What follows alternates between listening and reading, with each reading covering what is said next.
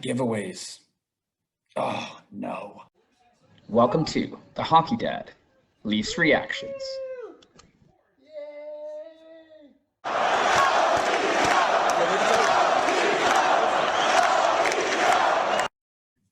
Well, that was no fun, was it? I said at the end of last game, going into game 5, the Leafs need to get ready to weather the storm in the first period. And the Habs came at them. They came with some ruthless aggression. They were on the forecheck. They were hitting hard. They had speed. And the Leafs, from puck drop, it was just like they didn't have it. They had JT in the stands. They could look up at him and go, "We'll get this for you, buddy. We'll get this for you."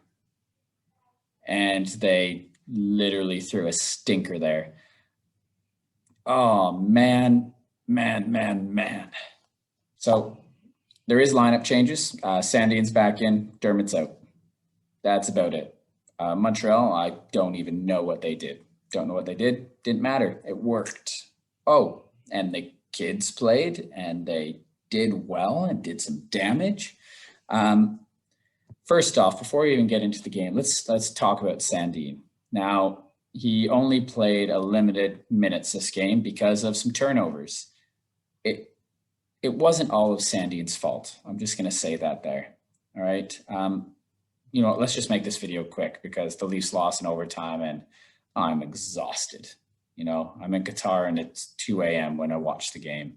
No sleep, and I have a newborn baby. This has to be a quick one. So we'll break down what happened with Sandin as well, but also they weren't all his fault, I have to admit.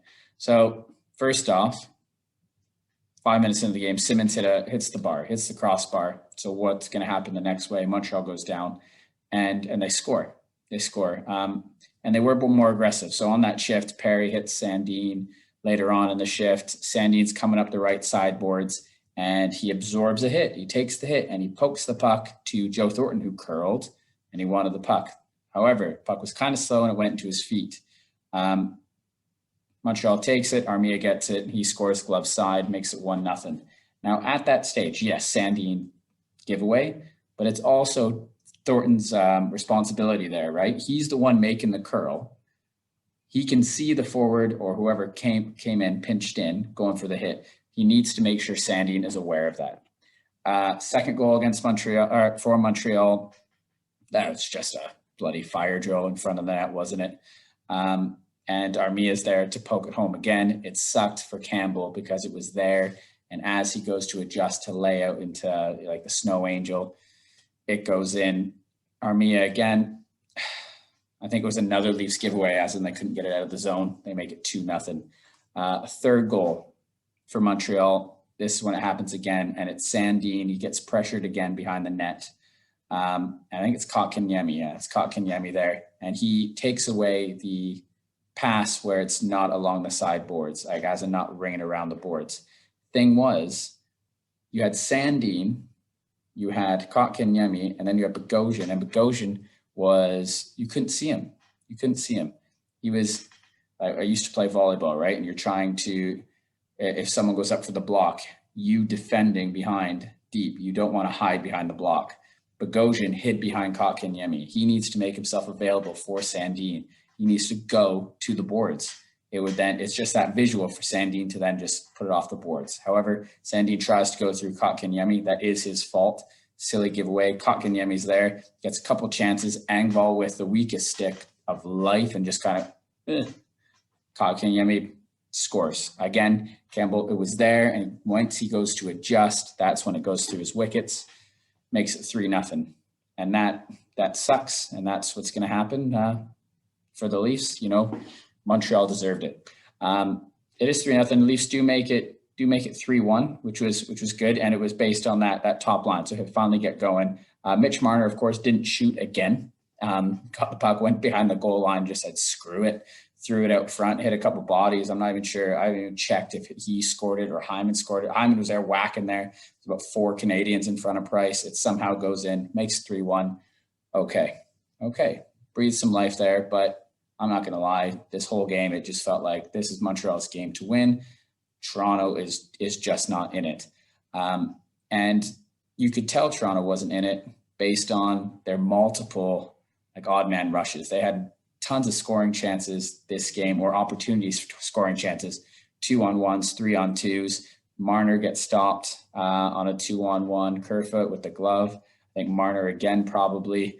Marner in the slot, Matthews in the slot, but I'm going to be honest with you, nothing felt like real dangerous other than the William Nylander at, I think they were down 2-0 when he came over the blue line and he did the stop, toe drag around, and he went glove side, and Carey Price was just all over it.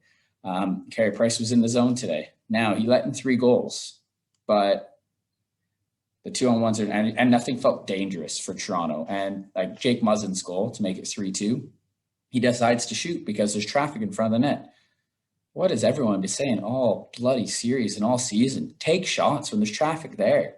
Oh, it didn't go through the first time? Maybe I won't try it again. No, keep it going. And that's what he does. He throws it on net. It goes right through because there's screens coming across Price, makes it 3-2. And as we go into the third period, it's Jake Muzzin again. This time, though, it's Galchenyuk. Again, what does he do? He just puts it towards the net. It's a little tip by Muzzin. It goes through Price's legs. Yeah, not the best, but Price played phenomenal again. But it goes in because they just directed pucks onto the net, on net, with some traffic there. Price had to figure out what's Muzzin going to do. I don't think he expected the shot, pass, or whatever you want to call it from Galchenyuk. They do tie it up 3-3. Whew, okay, sigh of relief. Let's go. But then in overtime, another giveaway. And this one is one that you don't even make in rec hockey. Galchenyuk's going to be having nightmares about this. What is it, like 50 seconds in, 40 seconds in? I forget who was in deep, Riley probably. And Galchenyuk's at the blue line. He spins. I think as he gets the puck, he noticed a teammate there, right? He saw blue, just turned, fired, picked off by Caulfield. Oh, yeah, he's in the lineup. I don't understand why he didn't play. What was it, the first 2 games? Silly. He goes down 2-on-1 with Suzuki. And it's just boom, tic-tac-toe. Good luck, Campbell. If you make that save, then Toronto better go the other way and score. And Montreal takes game 6. And I'm going to be honest with you, I think the Leafs did outshoot them. I know the Leafs definitely shot them in the third period. But Montreal's been doing that for the last 2 games against Toronto anyway. But it just felt like Montreal's game this whole game. I'm not even going to get into the nitty-gritty stuff. The big thing for the Leafs was they didn't have that oomph, that fire that you expected, especially with John Tavares in the stands. And just giveaways. Sandin had his ass freaking stapled to that bench, nailed to the bench. But I'm going to be honest with you, his teammates didn't help him out. That's what I'll say. He made some bad errors, but a lot of the Leafs did. I think the problem probably was that he sat game 4. You know, they had a great game where they won, 5-1, and the next game he sits. Maybe don't do that in the playoffs. He's a defenseman. He's not a fourth liner. Like Brooks is out there, and to be honest with you, you can take or leave Adam Brooks. You could throw Nash back there, and that would be fine. He's unnoticeable. But defense, you can get exploited quickly. And even if you take a game off, that's 3 days between games for him. That's tough, especially playoff hockey. And you know Montreal's desperate and they're going to come out and they're going to pressure you. And that's what happened. And again, this teammates didn't help out. I'm expecting game 6 in Montreal that Sandin's out, Dermott's in. Dermott played all right in game 4. I'm sure he's in. I'm hoping and I'm expecting Foligno's going to be back. So Brooks is going to be out of the lineup. And then they might revert back to having, Matthews, Hyman, Marner. You will have Foligno centering Nylander and Galchenyuk. Galchenyuk will be back in the lineup. It was an error, another giveaway, but he'll be back. Like he had an okay game up until then. Third line, do you do Kerfoot, Mikheyev, and Engvall, have them together, and then have the grumpy old men? I'd be fine with that. Heck, I'd even be fine with Kerfoot staying as the second line center and trying Foligno with Mikheyev and Engvall. But I don't know what the Leafs plan is. I'm assuming it's Foligno as a second line center because then that third line can really take advantage of the Habs. So that's it. This is a quick one here. It sucks. We lost in overtime, and it was quick. It was a blink and you miss it. Montreal's going to be coming out strong again. They get fans in the stands next game. However, I'm going to take it as Toronto just wants to beat Montreal in Montreal in front of their own fans, in front of the Habs fans, send them home grumpy, say bye-bye, au revoir, and then there you go, move on to the second round and take on the Winnipeg Jets.